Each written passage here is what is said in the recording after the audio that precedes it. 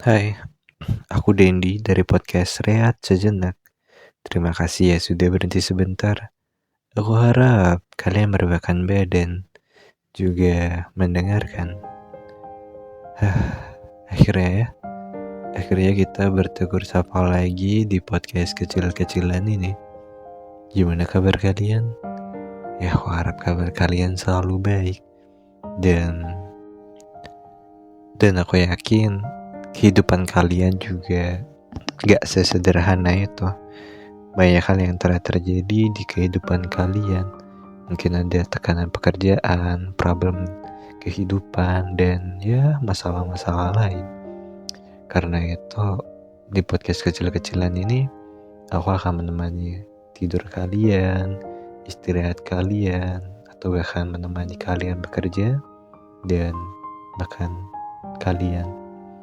Ya, tanpa lama-lama, baiklah mari kita mulai.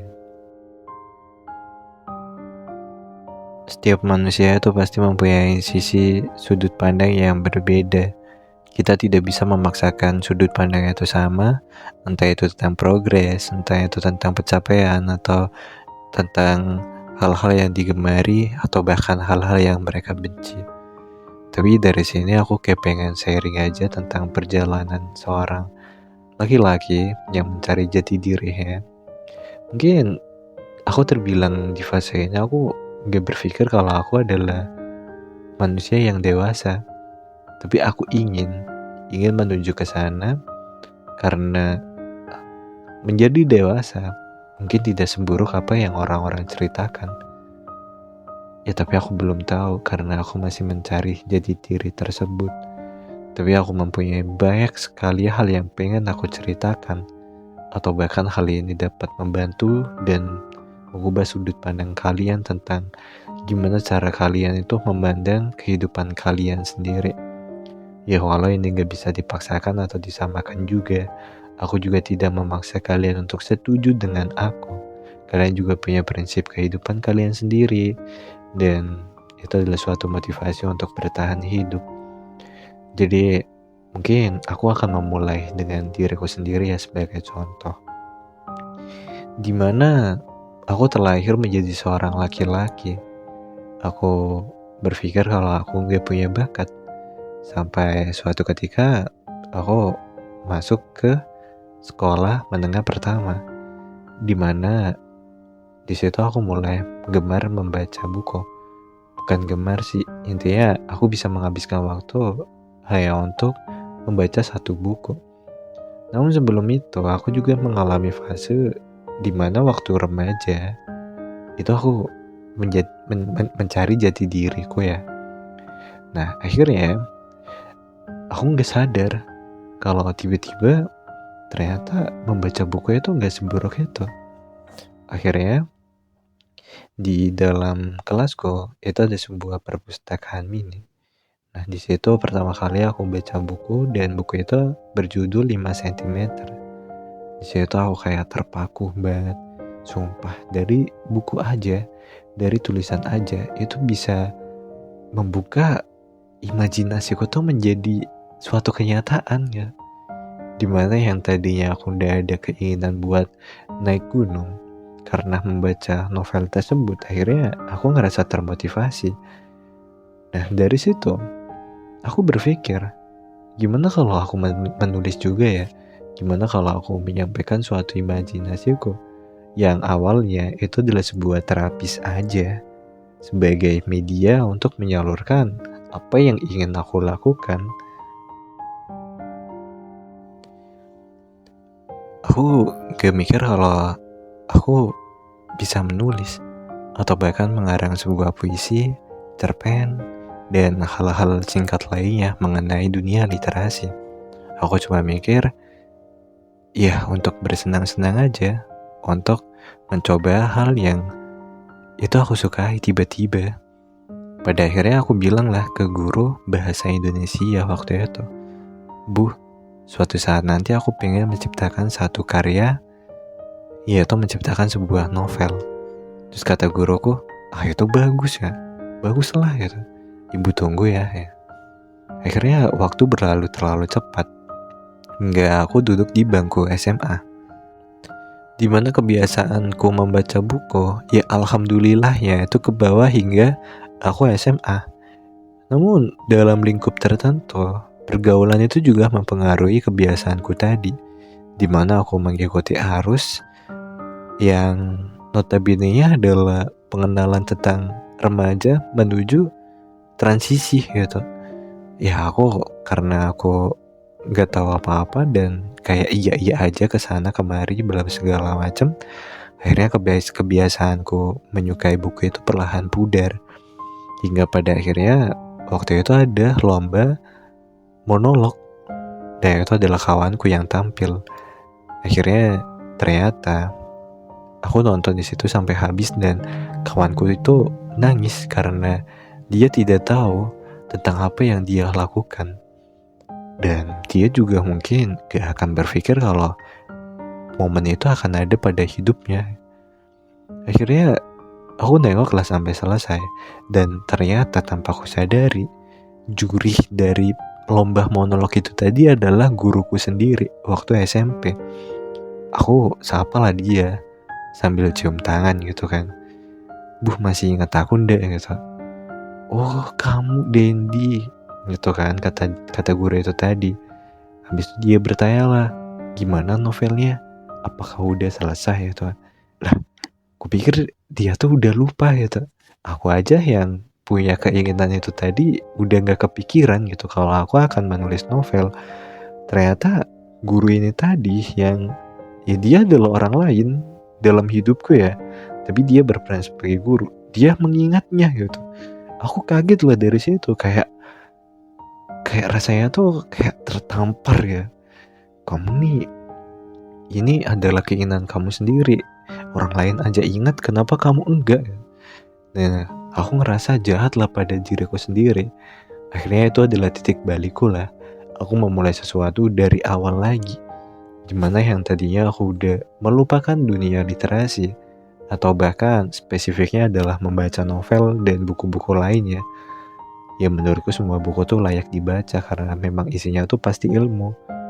Meskipun novel fantasi kayak novel horor apapun itu, pasti penulisnya tuh selalu menyematkan hal-hal yang itu tuh berguna pada kehidupan kita. Sampai akhirnya aku memulai kebiasaan mulai dari nol lagi. Tapi itu gak gampang, karena yang tadinya aku udah terbiasa, akhirnya gak terbiasa terus mencoba terbiasa lagi. Namun distraksi dari luar itu tadi juga mempengaruhiku.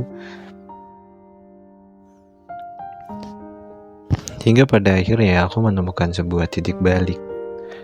Dari situ aku terpicu karena aku sadar kalau aku menyukai itu. Ketika aku menulis atau membaca, aku menjadi diriku sendiri. Aku menyukai hal itu dan menghabiskan waktu. Bahkan aku bisa sekali duduk itu bisa menghabiskan 1-5 bab dalam satu hari. Ya apakah ini buruk? Ya tentu enggak dong. Tapi adalah orang lain yang menganggap kalau membaca tuh masih dianggap skeptis ya. Apa sih membaca kayak so pintar banget gitu? Emang gunanya tuh apa buat kehidupan ya? Pada akhirnya nanti kalau masuk ke masyarakat itu tuh nggak berguna ilmu-ilmu kayak gitu. Yang berguna tuh adalah skill kayak gini belum segala macam dan hal-hal yang mungkin kalian juga mengalami hal yang sama.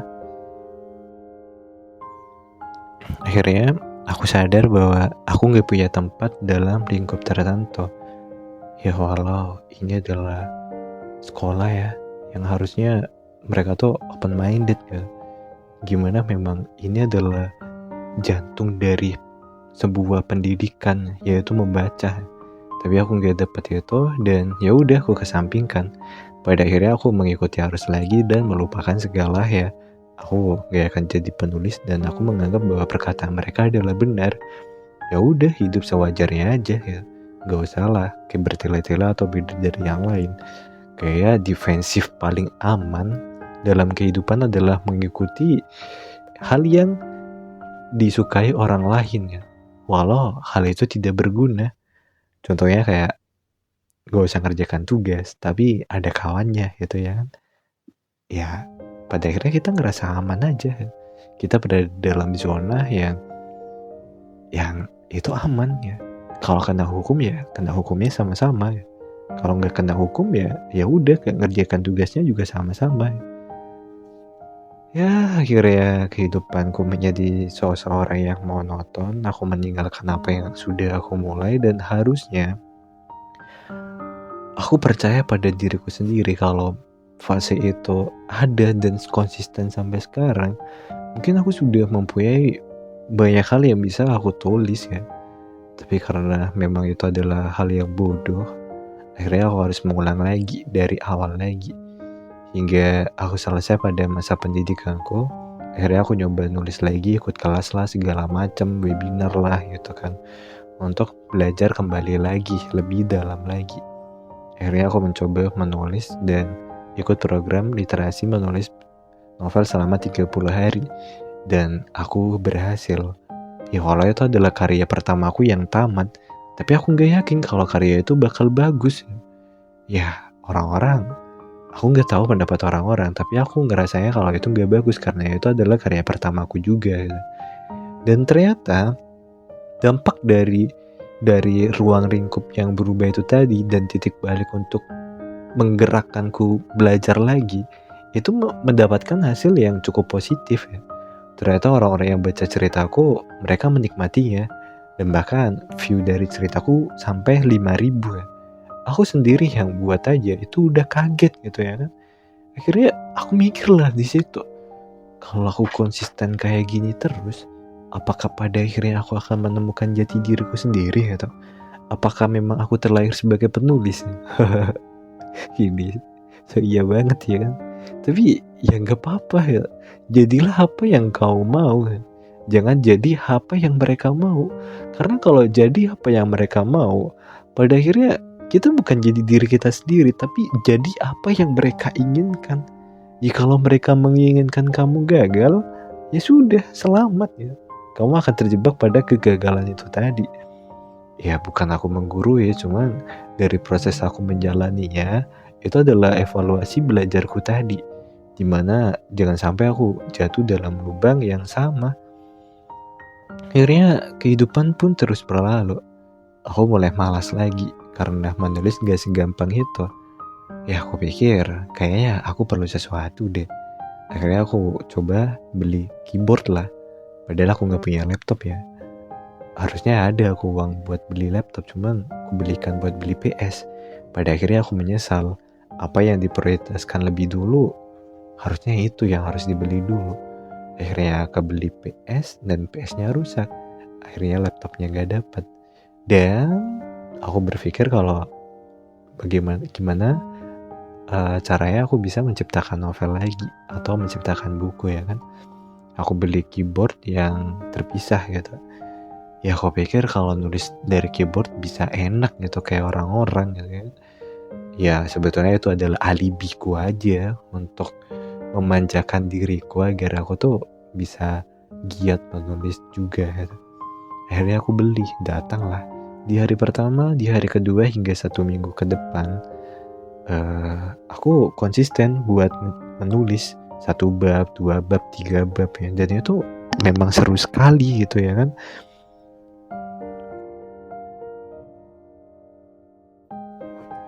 Lama-lama penyakit itu datang lagi. Aku mulai gak tahu mau nulis apa dan aku kehabisan ide. Tiba-tiba semuanya menjadi membosankan. Dan aku mikir kayaknya jadi penulis itu gak segampang itu. Ya siapa yang menganggap jadi penulis itu gampang? Ternyata emang sangat sulit sekali. Menciptakan 1 bab aja itu tuh butuh berhari-hari aku mikir ya. Tapi karena ada konflik itu tadi dan problem itu tadi, akhirnya aku coba mikir lah, gimana caranya aku ngedopamin diriku sendiri. Akhirnya aku mencari tips gimana caranya gampang untuk menulis sebuah novel gitu. Dan kebanyakan dari mereka menyarankan untuk ngebentuk mood terlebih dahulu. Nah di situ aku mikir kalau aku sediakan makanan, minuman dan cemilan itu bakal enak. Dan dengerin lagu juga itu bakal enjoy. Ternyata hal di luar itu mendistraksiku untuk lebih nyaman makan dan minum sambil dengerin lagu daripada aku fokus dalam menulisnya gitu ya kan. Nah akhirnya itu gak berhasil metode itu. Dan aku akhirnya punya ide, gimana kalau aku perbanyak kosakataku terlebih dahulu. Nah, dari situ aku membeli buku-buku lah ya kan. Akhirnya dari habit membaca buku itu tadi, aku menemukan sebuah hal baru yang aku rasakan, dimana aku bisa 8 jam aku pegang buku dan 8 jam aku pegang HP. Jadi selama aku 8 jam tuh pegang buku tuh aku gak interaksi dengan HP tadi. Dan aku ngerasa metode ini berhasil dan aku ngerasa nyaman. Aku nulis di kertas lah segala macem gitu kan. Nah akhirnya setelah berjalan lagi ternyata itu sangat-sangat membosankan. Balik lagi, dopamin dari HP itu gak bisa aku hindarin. Pada akhirnya aku kembali lagi dan aku coba metode baru lagi. Gimana kalau aku menulis di HP dan beli novel e-book aja gitu. Ternyata hal-hal lain juga mendistraksiku, kayak notif inilah, pengen scroll ini, nonton anime segala macem. Dan menulis itu jadi sebuah masalah ya. Menulis menjadi hal yang paling aku benci pada akhirnya. Sampai-sampai suatu ketika aku berhenti dan merenung. Semua ada, semua hal ada, keyboard ada, ide ada, pengalaman juga ada. Tapi kenapa satu novel aja itu gak berhasil tercipta? Dan pada akhirnya aku sadar kalau yang problem itu bukan di luar itu tadi. Ternyata problemnya ada dalam diriku sendiri. Dimana aku mencoba untuk hanya mau tapi tidak ingin. Ya karena aku gak ingin melakukannya itu, jadi aku cuma mau aja pengen jadi ini. Aku mau pengen menciptakan, tapi aku tidak ingin melakukan atau melewati prosesnya. Nah, akhirnya aku juga sadar kalau memang kita ingin melakukan sesuatu itu bukan didasari dari seberapa yakin kita akan menamatkan apa yang kita inginkan itu tadi. Tapi semua hal itu juga mencakup banyak hal yang harus dipertimbangkan. Banyak hal yang harus kita ubah pelan-pelan dan proses itu sangat menyakitkan. Kita gak bisa ngontrol tentang kebiasaan kita, tentang hal-hal baru yang ada, dan pasti hal yang itu bermanfaat itu pasti sulit untuk dilakuin. Ya, itu mungkin adalah titik balikku ketika aku ingin menciptakan sesuatu tapi aku tidak ingin. Karena tubuhku tuh otakku tuh pengen tapi tubuhku yang menolak. Kayak enak rebahan lah, siapa yang gak pengen rebahan berhari-hari sama scroll itu kan. Itu kayaknya kegiatan yang paling sering kita lakuin akhir-akhir ini gitu. Nah kan sekarang kan banyak itu kan orang-orang yang udah gemar menulis dan itu cukup baik kan. Dan mungkin problem atau permasalahan kita itu hampir sama. Nah kalau aku sih mungkin masih membiasakan untuk menyukai menulis ya. Ya alhamdulillah gitu ya kan. Kayaknya gak ada salahnya untuk jadi diri kita sendiri ya. Dengan cara apa yang kita mau, bukan cara dari orang lain. Karena setiap proses yang kita alami itu berbeda-beda. Kita gak bisa disamakan dengan orang lain tentang kebiasaan mereka, tentang kesukaan mereka, dan hal-hal lainnya. Karena diri kita punya cara sendiri untuk memprogres. Gimana caranya kita berkembang, gimana caranya kita merespon informasi atau cara kita berpikir. Tapi untuk tekad dan keinginan dan tujuan, aku yakin satu negara ini pasti mereka pengen menjadi penulis yang terkenal atau menciptakan buku bestseller atau menciptakan karya terbagus dalam seumur hidup mereka. Mereka pasti berlomba-lomba untuk mencapai garis finish tersebut. Tapi apakah kita tidak boleh sama seperti mereka? Ya tentu boleh, karena itu adalah hak pribadi masing-masing. Dan kalau urusan itu adalah hasil terbaik atau itu adalah bestseller atau enggak, ya itu tergantung pribadi masing-masing juga. Gimana caranya kalian untuk memproses perjalanan kalian dan mengevaluasi selalu. Karena sering kali aku bilang jangan evaluasi hasil, tapi evaluasi prosesnya. Karena hasil itu mutlak, tapi proses itu bisa diulangi dan kita bisa belajar lewat proses itu tadi. Ya, kurang lebih kayak gitulah ya ceritaku. Dan maaf kalau di episode kali ini mungkin aku kebanyakan curhat ya. Ya mungkin kita bisa mengambil makna tersebut bahwa hidup tuh gak gampang, tapi juga gak sulit. Kita ngerasa gampang karena kita meremehkan, tapi kita ngerasa sulit karena memang hasilnya ketika itu berhasil, itu akan menjadi hasil yang sangat nikmat. So, aku Dendi dari podcast saya sejenak. Terima kasih ya sudah mendengarkan sampai detik ini. See you, bye-bye. Terima kasih.